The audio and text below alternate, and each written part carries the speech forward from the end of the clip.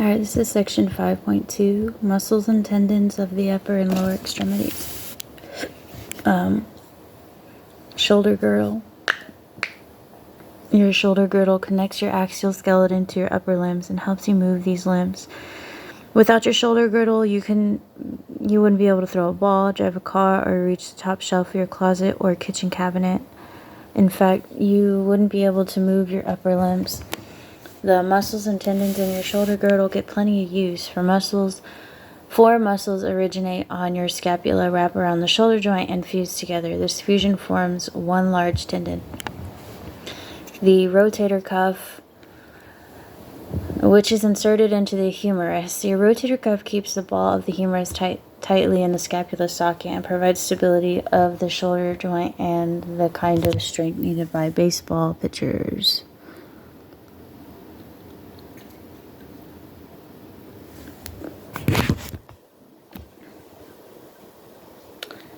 So the rotator cuff muscles are subscapularis, supraspinatus, infraspinatus, and teres minor.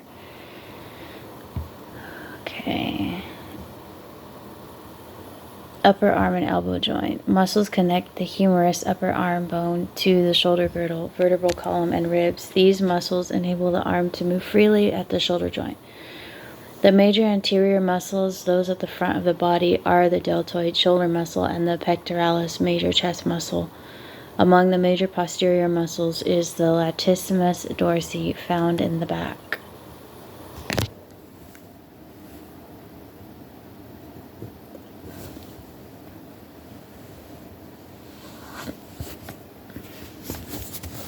Muscles that move the elbow joint and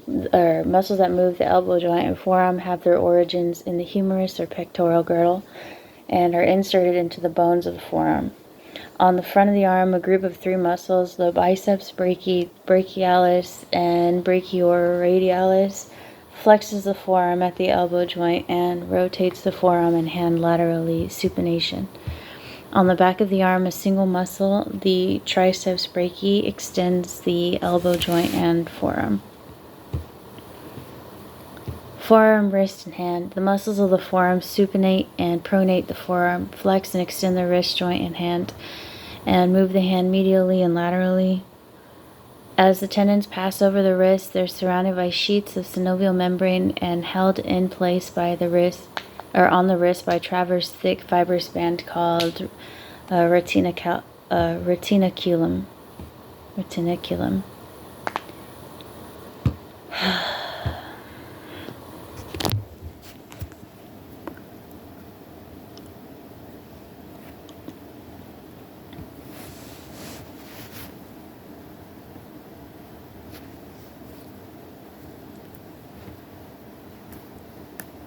The hand.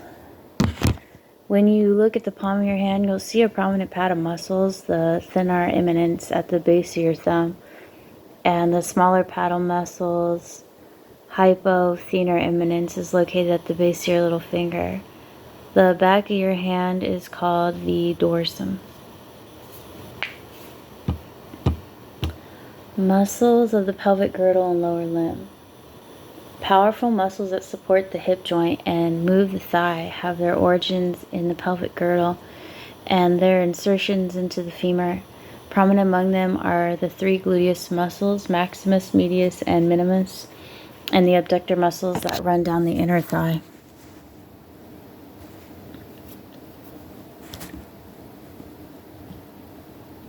Thigh muscles.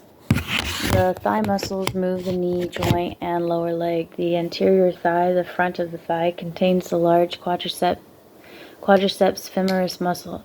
This muscle has four heads: the rectus femoris, vastus lateralis, vastus medialis, and the vastus intermedius, which lies beneath the rectus femoris. These four muscle heads join into the quadriceps tendon, which contains the patella, and continue as the patellar tendon to be inserted into the tibia.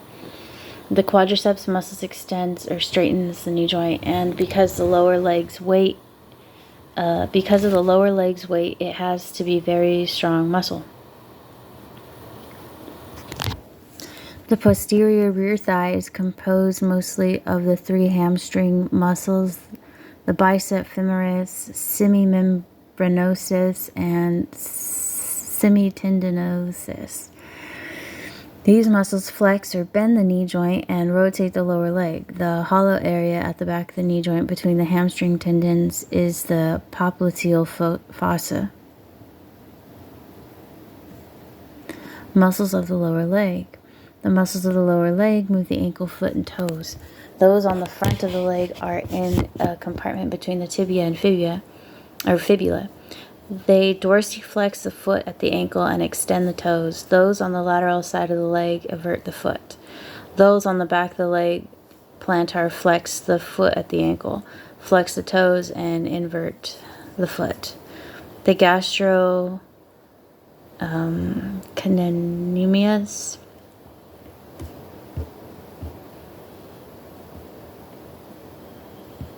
gastrocnemius muscle, or gastrocnemius muscle. Gastrocnemius or gastrocnemius muscle forms a large part of the calf.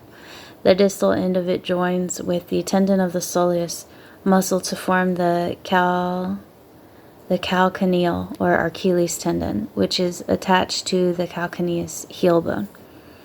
The gastrocnemius muscle and the calcaneal tendon enable you to push off and start running or jumping.